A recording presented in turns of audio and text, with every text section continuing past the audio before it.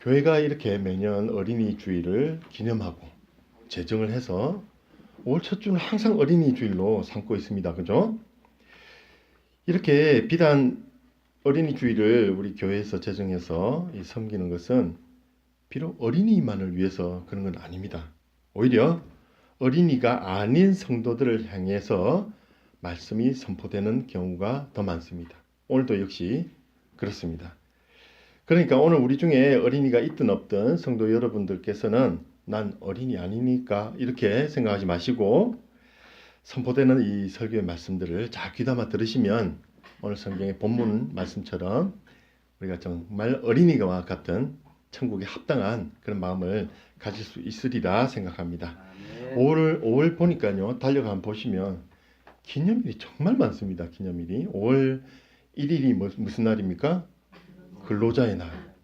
노동절 이런 분들은 이제 한 60년대 출생하시는 이런 분들이 노동절이 저도 그렇고. 그리고 5일이 오늘 어제 그저께 어린이날. 또 8일이 뭡니까? 우리 어머니 어버이날. 또 15일이 뭐죠? 스승의 날. 또 그리고 세 번째 월요일이 무슨 날인 줄 압니까? 만 19세가 되면 성년의 날. 성년의 날.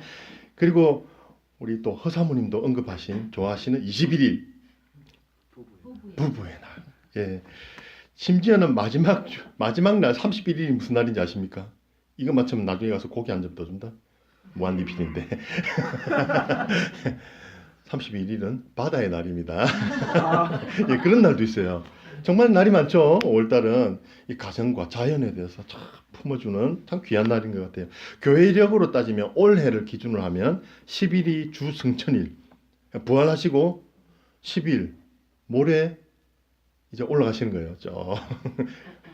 그죠? 우리 같이 40일간 계시다가 이제 올라가셨죠. 그 승천일. 셋째 주일 20일이 성령 강림절.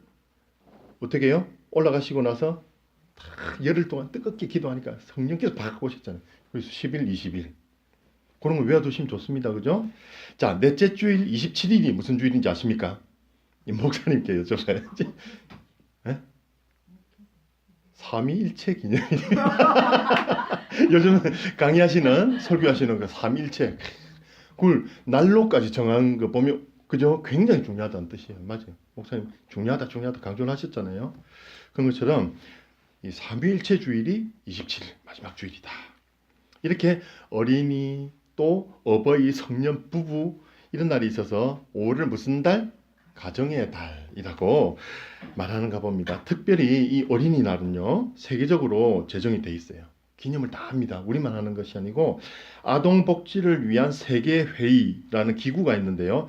거기서 시작된 국제 어린이날이 있습니다. 또 그리고 유엔과 유네스코가 지정한 세계 어린이날, 국제 어린이날, 세계 어린이날 비슷하지만 이렇게 어린이날들이 있어요. 우리나라에서 어린이날이 지정되기 이전에는 요즘과 다르게 어린아이들이 아주 천대받던 그런 시절이었어요. 사실은 옛날에는 소파 방정환 선생님께서 어린 사람이란 뜻의 어린이란 호칭을 만드시고 천대받던 어린아이들의 인권을 높이고자 노력을 많이 하셨죠. 그래서 3.1운동 이후 어린이들에게 민족의식도 불어넣고 그러시려고 1923년 색동회를 중심으로 방정환 외 8명의 선생님들이 5월 1일을 어린이날로 공포하고 5월 1일로 처음에 정했어요. 기념 행사를 치rum으로써 비로소 어린이날의 역사가 이제 시작된 거예요. 1923년에. 그 후에 1927년부터 5월 첫째 일요일로 날짜를 또 바꿨어요. 행사도 치르고. 그리고 1939년에 어떻게 됐습니까? 일제 억압으로 중단돼 버렸어요. 일본 사람이 그것까지 막았어요. 그죠? 그리고 1946년 해방된 뒤에 5월 5일을 이제 어린이날로 탁 정한 거예요. 그리고 57년에 대한민국 어린이 헌장을 선포하고 어린이는 보호받고 존중돼야 된다. 그런 헌장 있잖아요. 그리고 70년에 관공서의 공휴일에 관한 규정에 따라서 어린이날이 이렇게 공휴일까지 정해지게 된 것입니다. 이게 어린이날의 역사예요. 이렇게 어린이를 존중하려는 움직임과는 다르게 근데 아직도 세상에서는 어떻습니까? 어린이들이 계속 천대받고 있는 것이 현재 현실인 것 같아요. 여러분, 종종 이 신생아나 어린 아이들이 버려지고 있다는 그런 기사들을 접하시죠. 참 가슴 아픈 일이죠.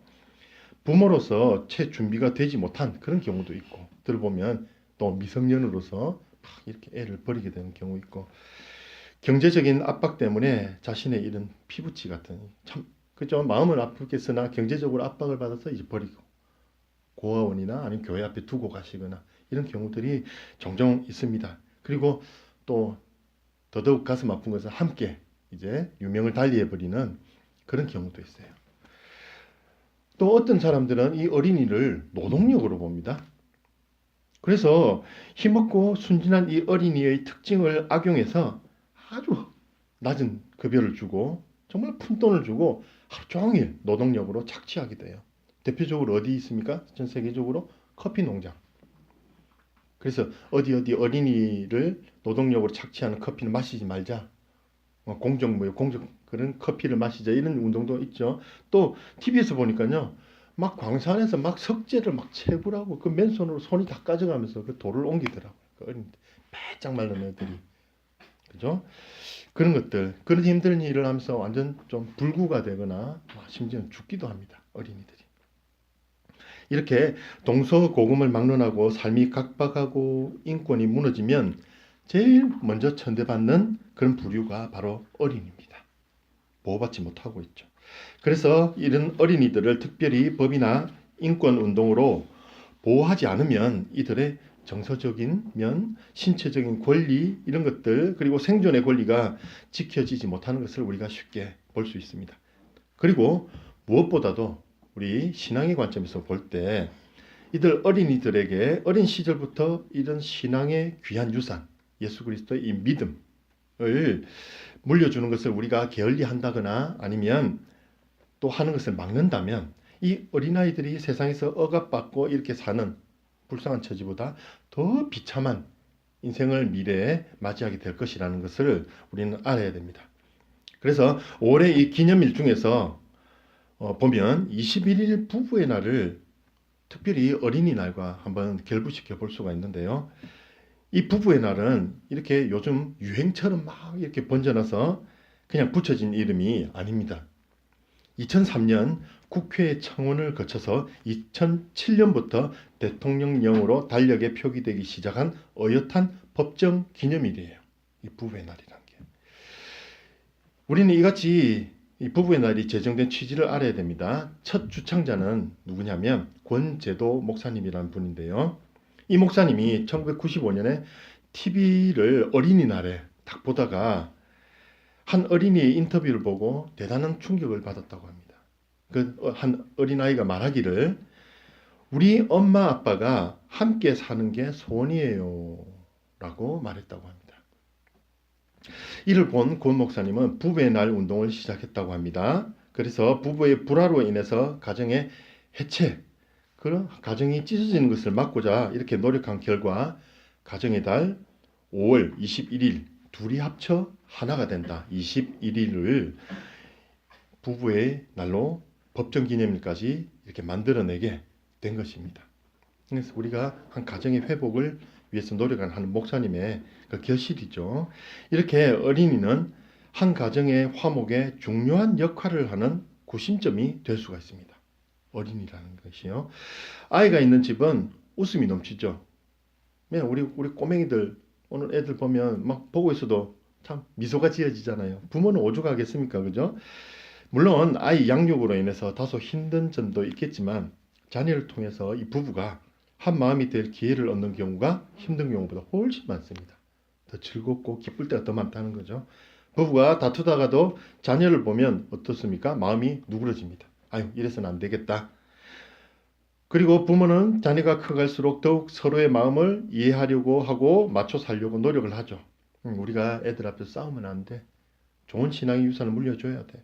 그리고 무엇보다 올바른 신앙을 물려주려고 더 화목하려고 하고 이 예수 그리스도의 그 신앙으로 하나가 되려고 오히려 가정을 더 잘 가꾸려고 노력을 하는 겁니다.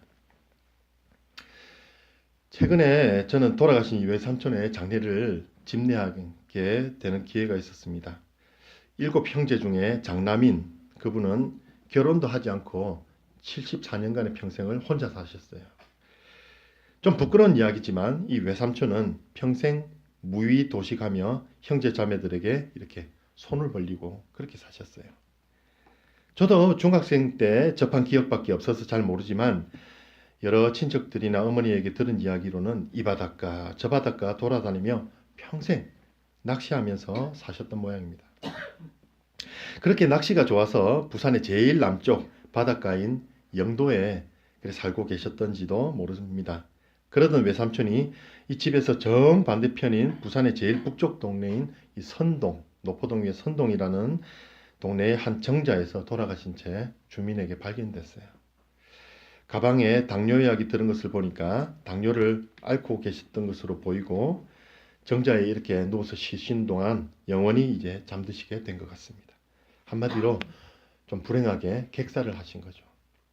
금정경찰서에서 어머니에게 전화가 와서 어머니를 모시고 와서 이렇게 확인하게 되었습니다. 이렇게 장례를 집례하며 절차를 맡아 진행한 후에 사망 신고를 하고 사시던 곳을 정리하려고 유품으로 발견된 가방에서 잘 뒤져보니 열쇠가 있더라고요. 그 열쇠를 찾아 현관을 열고 들어갔습니다. 들어가 보니 작은 임대주택인데 어디서 주워 놓았는지 한방 가득 고물이 쌓여 있고 뭐 복도나 다른 방에 전혀 빈자리가 없을 정도로 고물들이 가득 쌓여 있었어요. 정말 쓰레기가 넘쳐나고 있었고요. 강아지 2마리가 배고파서 짖어대고 있었습니다. 참 가련하고 고단한 인생을 사신 것 같아서 그 장면을 보고 마음이 너무 많이 아팠습니다. 유품 중에 디지털 카메라가 있어서 그 속을 다 사진을 열어보니까요.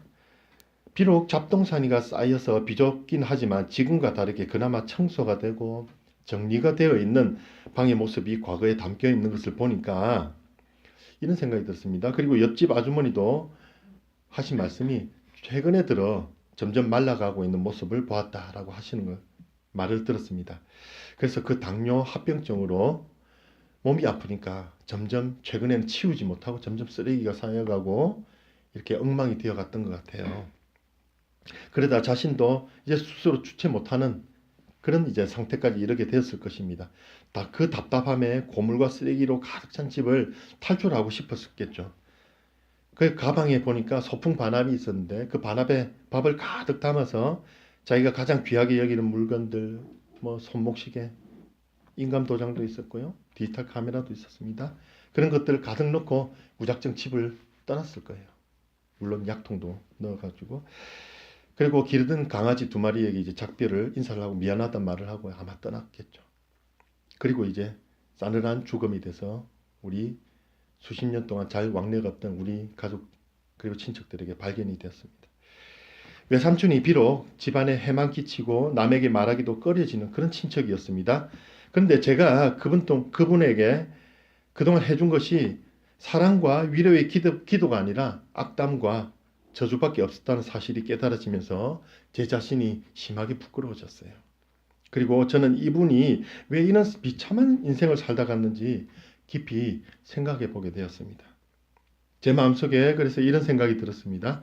외삼촌이 무의도식하며 힘든 일을 피하는 습관이 길러진 것이 어떻게 보면 직접적인 원인이 될 수도 있지만 또 그렇게 된 데에는 결혼도 하지 않고 자식이 없었다는 것이 더 큰 원인이 되었다고 생각이 들었습니다. 가정이 없었던 것이 그분을 이렇게 만들었다는 겁니다. 만약 외삼촌이 아내가 있고 가르치고 생계를 책임질 자녀가 있었다면 그렇게 자신을 함부로 다루면서 인생을 낭비를 했을까요? 물론 자기 혼자만의 유익과 성공을 위해서 노력하는 부류들도 많이 있습니다. 그러나 보통 사람은 서로 책임을 지고 이렇게 돌보는 과정 속에서 삶의 의욕과 열심히 살아갈 동기를 얻는 경우가 더 많습니다. 부모님과 배우자, 특히 자녀들이 자신을 의지하는 것을 보며 열심히 살고 또한 자녀들이 올바로 성장하는 것을 통해 기쁨을 맛보면서 그렇게 살아가는 거죠. 그것이 보통 사람들의 인생 아니겠습니까? 그러므로 이 자녀는 한 가정에 주신 하나님의 큰 복입니다. 자녀는 경제적인 짐이 아니라 나 자신을 채찍질하게 만드는 큰 복이라는 거죠. 자녀는 단순히 대를 잇는다는 의미 외에 부모에게 기쁘게 살아갈 이유와 또 희망을 줍니다. 부모는 자기 아이들이 신체적으로나 정신적으로 그리고 건강하게 자라나기를 바라며 뒷바라지를 합니다. 우리 자신이 자녀들을 통해 삶의 희망을 보았듯이 또한 그들에게도 삶의 목표를 가르치고 올바른 길로 인도하려고 우리는 노력할 것입니다. 물질을 남겨주는 것보다 더 중요한 것들을 가르쳐 줄 수 있습니다. 그러나 세상의 부모들은 거기까지가 최선입니다. 그러면 성도의 가정은 달라야 되는 것입니다. 그보다 더 나아가야 되는 거죠. 자녀를 가르치다 보면 자신의 능력만으로 안 된다는 것을 깨달아야 하는 것입니다. 그게 성도의 부모가 된 성도의 마땅한 마음가짐이에요. 자녀는 부모가 하나님을 발견하게 만드는 그런 나침반이 되어줘요. 오히려 우리가 부모가 자녀를 통해서 하나님을 발견하게 된다니까요. 우리가 하나님께 매달리는 이유가 제일 큰 이유가 뭔지 아십니까? 자녀예요. 우리 자녀 때문에 기도하는 거고 자녀 때문에 많이 우는 거죠. 하나님 앞에서. 자녀가 부모를 이렇게 신앙 성숙하게 만들어주는 귀한 복들입니다. 인정하시잖아요. 그죠? 그렇다면 중요한 것은 바로 이것입니다. 자녀를 통해 오히려 신앙이 성숙하게 된 그 부모는 자녀에게 무엇을 가르치냐는 것입니다. 무엇을 가르쳐야 됩니까? 우리들은 지금 우리 부모들은 자녀에게 무엇을 가르치고 있습니까?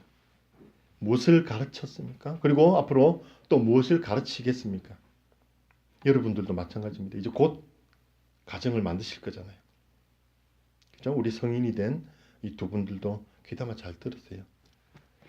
어린이는 보통 13세 미만을 지칭합니다. 자녀가 이 연령을 넘었다면 오늘 드리는 이 말씀을 다시 가르치거나 나중에 그들의 자녀들에게 이렇게 가르치도록 교육을 하시고 지금 이 연령대의 자녀가 있거나 특히 4세 전후의 아이들이 있는 부모는 자녀들에게 최고의 교육이 부모의 삶을 그대로 보게 하는 것임을 기억하시고 오늘 이 말씀을 잘 들으세요. 사람이 늙으면 입맛이 변하는데 약 4세 전후의 입맛으로 돌아간다고 합니다.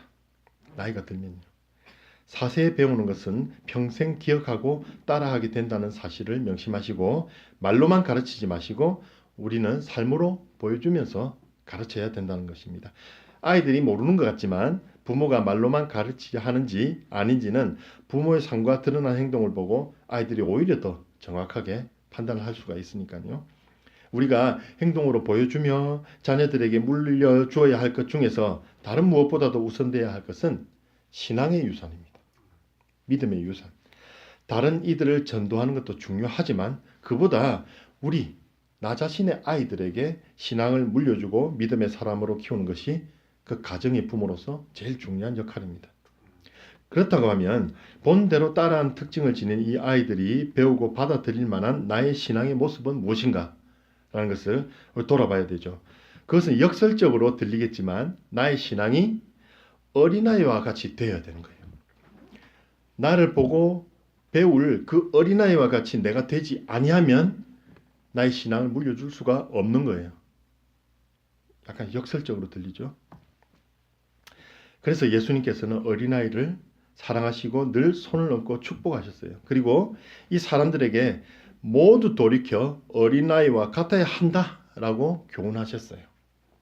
오히려 어린이들을 어른들이 따라야 할 신앙적인 모델로 삼으시고 배우라고 하셨습니다. 어린이와 그리고 어린이와 같은 자가 받는 복에 대해서 말씀해 주신 거죠.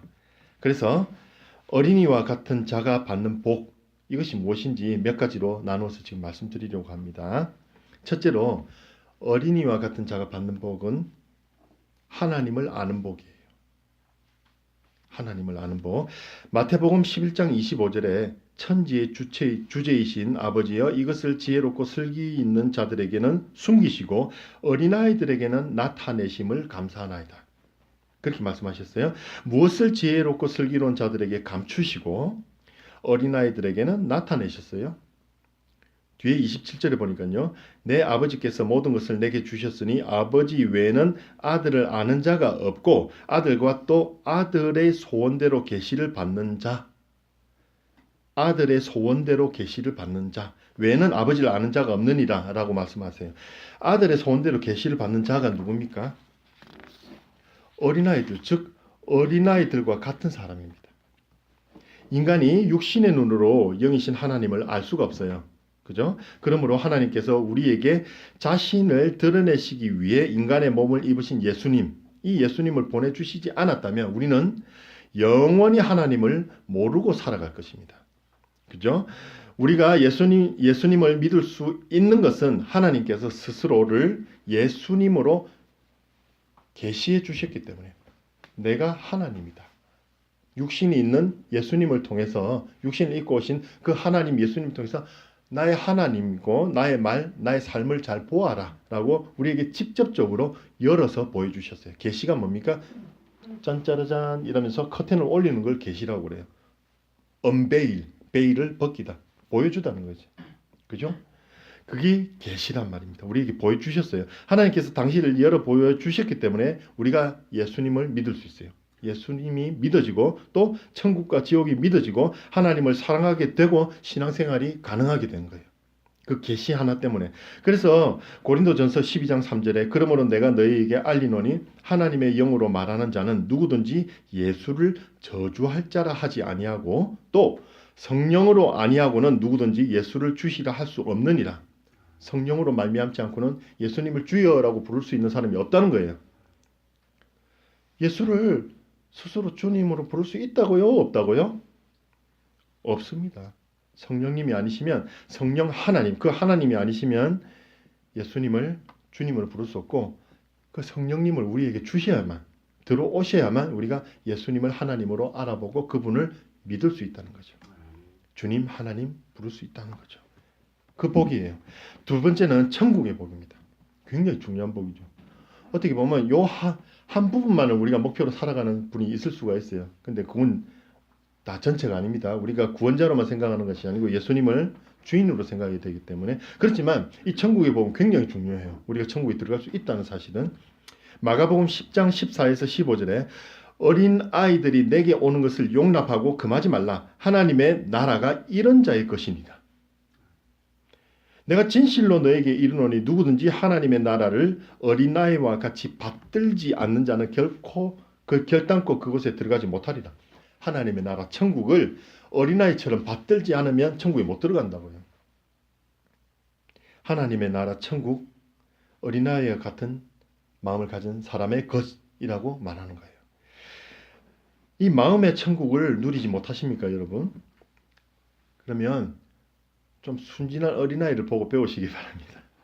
다 잡생각을 버리시고 우리 은혜 어린이집에 가서 애들 노는 걸 한번 보세요. 견학 가셔가지고 그럼 천국 가기 술 쉬울 겁니다.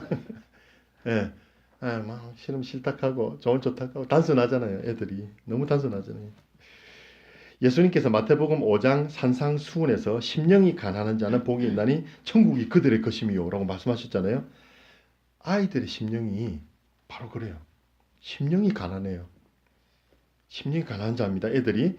천국은 누구나에게 개방되어 있죠. 그렇지만 아무나 들어갈 수 없어요.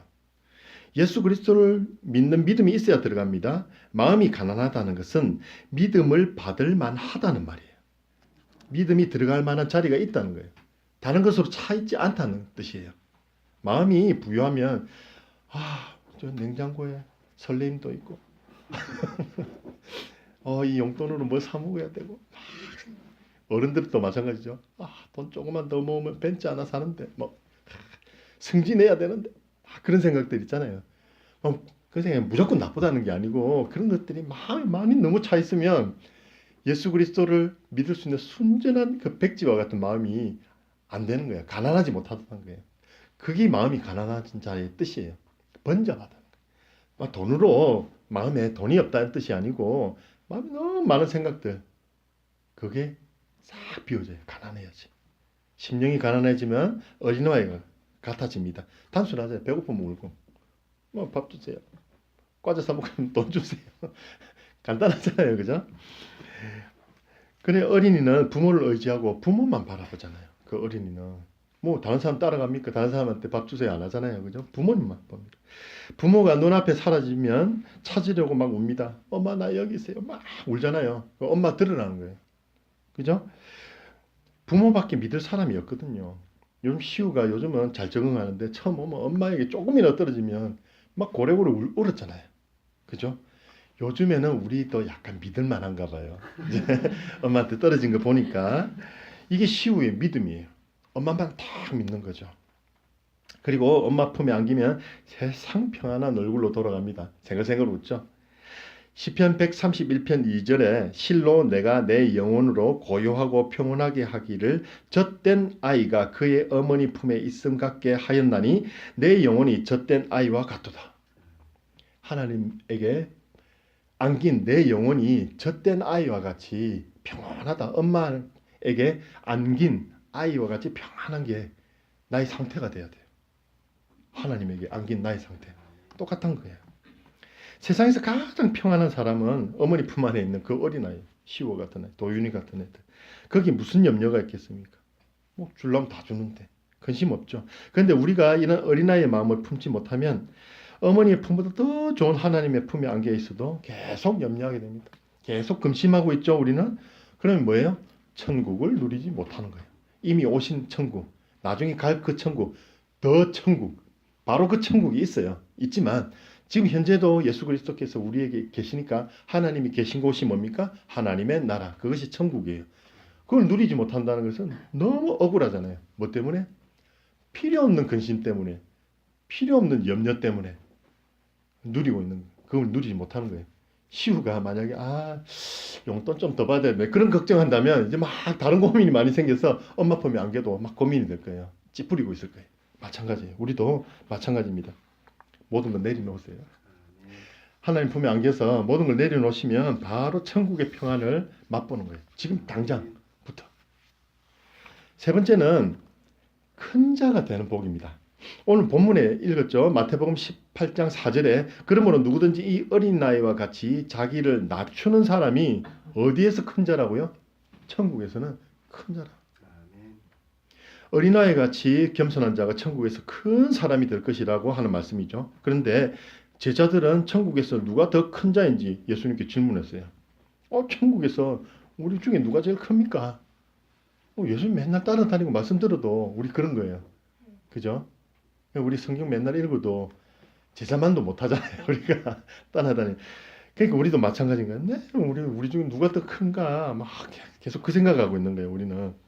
마가복음 10장 37절에 여짜오되 주의 영광 중에 우리를 하나는 주의 우편에 하나는 좌편에 앉게 하여 주옵소서. 이렇게 자기 속내를 드러내며 예수님께 청탁을 하는 모습이 그 세베대의 아들들에게 보였어요. 그 어머니까지 대동해 와가지고 그 치맛바람을 일으키면서 막 청탁했어요. 세베대의 부인이 우리 요한과 야고보 하나 우편 하나 좌편에 해주세요. 그 정도입니다. 그죠? 마음속에는 서로 높은 자리에 오르려고 하는 자만심이 깔려 있다는 뜻이에요. 그 속에는. 그죠? 내가 더 예수님 말씀 잘 듣고 있는 제자인데 저 유다 가룟 유다 같은 보세요. 욕심이 드럭드럭 하잖아요. 걔보다 내가 낫지 않아요? 그런 말이죠. 신앙은 어린이를 목표로 해야 됩니다. 그래서 많은 신앙의 선배들이 겸손을 목표로 삼고 신앙 훈련을 했어요. 우리가 힘써 신앙을 훈련하는 중에 제일은 뭐냐면 성령님의 은혜를 구하는 것이 돼야 돼요. 네. 우리 신앙 훈련 중에 제일이 뭐다? 성령님의 은혜. 내 삶 속에서 우리가 구원의 은혜를 받았죠. 그럼 이제 계속 이제 살려주세요라는 말보다 이제는 뭐 해야 돼요? 잘 올바로 살게 해주세요. 이제부터는 성령님 도우시는 영, 성령님이 오셔서 어떤 것이 하나님의 길인지 계속 가르쳐 주시고 저희들에게 주지시켜 주시고 깨어있게 만들어 주세요. 도와주세요. 그 은혜를 구하는 거예요. 그죠? 우리는 이미 이제 살아났어요. 그죠? 용서받은 죄인들이에요. 이미 죄인이지만 그렇지만 이 죄인의 성품을 가려주시고 하나님께 올바로 인도받을 수 있도록 인도하여 주시옵소서라는 은혜를 계속 구하는 것이 되어야 돼요. 이렇게 우리 스스로 할 수 있는 신앙의 수련은 한계가 있기 때문에 계속 성령님께 구해야 됩니다. 그러므로 우리가 할 일은 어린이처럼 늘 신령한 하나님의 말씀, 이 말씀의 젖을 사모하고 성령의 은혜를 갈망하면서 살아야 됩니다. 성령의 은혜를 받으면 심령이 어린아이와 같이 아름다워지고 겸손해지고 하나님께서는 나중에 저 천국에서 큰 자로 높여주시는 거예요. 우리 스스로 높이는 것이 아니고 하나님께서 그래 너 참 큰일 잘했어. 성령님 잘 따랐어. 그렇게 높여주시는 거예요. 그러므로 어린아이와 같이 주의 은혜를 항상 사모하십시오. 자, 이제 네 번째로 특별히 위해 주시는 복입니다. 그 특별한 복이 있어요. 특별히 위로해 주시고 어떤 특별한 복이 있는데 오늘 본문 중 마태복음 18장 5, 6절에 뭐라고 하냐면 또 누구든지 내 이름으로 이런 어린아이 하나를 영접하면 곧 나를 영접함이니 누구든지 나를 믿는 이 작은 자 중에 하나를 실족하게 하면 실족이 뭐예요? 발이 미끄러져서 떨어진다는 거예요. 절벽으로 떨어진다는 뜻이에요. 실족하게 하면 연자맷돌이 그 목에 달려서 깊은 바다에 빠뜨려지는 것이 나으니라. 예, 뭐 제주도 해녀들은 이 납차고도 올라오죠. 근데 연자맷돌 뭔지 아시죠? 소가 굴리는 거대한 맷돌이에요. 이 큰 돌. 그걸 목에 걸면 이제 끝나는 거죠. 그죠? 바다에 들어가면 끝나는 거예요. 예. 그게 오히려 낫다는 거예요. 누구를 어떻게 하면? 어린아이 중에 하나를 실족시키면. 안 시킬 것 같죠? 굉장히 쉽게 시킬 수 있어요. 우리는 모르고 지나가지만 말 한마디에 간디 선생님도 그랬잖아요. 그 약간 말 한마디 누가 좀 잘못하는 바람에 그죠? 그 인도에 기독교를 받아들일 뻔했는데 말 한마디 천냥빚을 갚는 그 말 한마디 그 때문에 우리는 어떤 예수님을 잘 섬기려던 어떤 사람을 실족하게 만들 수 있어요. 어린이를 영접하는 것이 곧 예수님을 영접하는 거다. 그래서 어린이 함부로 무시하고 말하지 마세요. 에이 어린 것이 이렇게 하시면 안 된단 말입니다. 이 어린이를 실족시키는 것이 매우 큰 죄라고 말씀하세요. 본문 10절에 삼가 이 작은 자 중에 하나도 업신여기지 말라. 업신여기는 마음. 작다고 모른다고. 이 모르기 때문에 순수하기 때문에 하나님의 큰 복을 받을 자라고 앞에서 말씀드렸잖아요. 오히려 더 배워야 된다니까요. 이 어린이 업신여기지 마세요. 업신여기지 마시고. 그리고 그 천사들 하나님께서 뭐라고 하십니까? 그들의 천사들이 하늘에 계신 내 아버지의 얼굴을 항상 배웁니다. 이 어린아이들을 보호하는 이 천사들이요. 하나님께 항상 올라가서 보고 드린단 말이에요. 그 말씀입니다. 딴 말이 아니에요. 계속 하나님 아련하는 그 천사들이 이 아이들을 다 보호하고 있다는 말이에요. 어린아이들에게 잘 보이시기 바랍니다, 여러분. 예, 좋은 청탁을 받으세요. 좋게 아뢰질 수 있도록 어린아이들에게 잘해주세요. 점수 따는 일입니다, 하나님께. 자, 얼마 전에 남북 정상회담 보셨죠?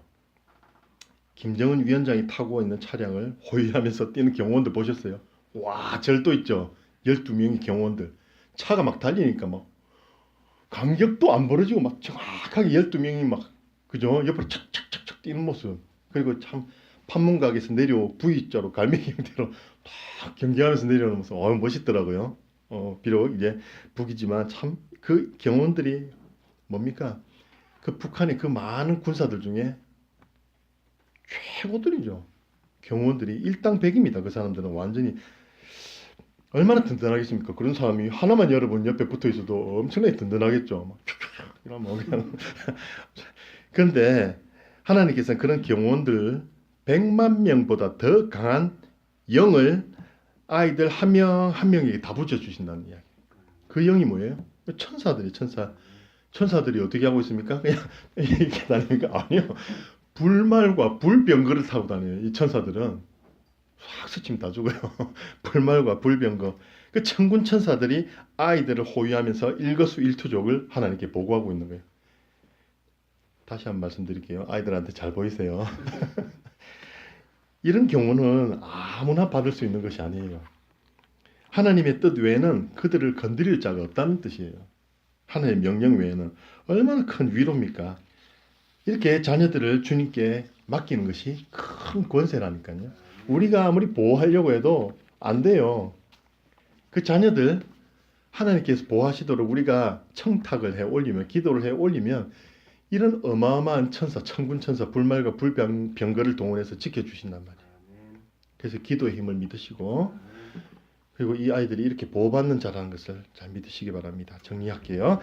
우리가 어린아이에게 이렇게 가르쳐야 하는 신앙생활의 목표는 오히려 어린이입니다. 어린이가 가질 수 있는 순수한 믿음이란 말입니다. 그래서 예수님께서는 어린이가 되라고 말씀하셨어요. 이 말씀은 우리가 유치해도 좋다 이 말이 아니에요. 어린이처럼 말씀을 잘 몰라도 된다, 천진난만해도 된다, 그 말도 아니에요. 우리가 철저히 이성적이고 때로는 냉철하게 세상을 바라보는 시각을 가지며 하나님의 지혜를 구하되, 교만과 어떠한 악의나 불신 앞에서는 어린아이가 되어야 된다는 거예요. 교만하지 않고 악한 마음 품지 않고 스스로를 높이지 않고 그런 것을 어린아이 같은 마음이 되어야 된다, 이런 말이에요. 하나님께서 예비하신 이 어린아이와 같은 자가 받을 복을 그러면 누릴 수 있다는 것이에요. 그럼 이 어린아이에 대한 교훈은 누구? 오히려 부모에게 받을 만한 교훈입니다. 부모가 되실 분들, 여러분들 하나님 앞에서 모두 어린이가 되십시오. 여러분 모두가 어린아이와 같은 순수한 믿음의 지체들이 되시기를 우리 주 예수 그리스도 이름을 의지해서 축원드립니다.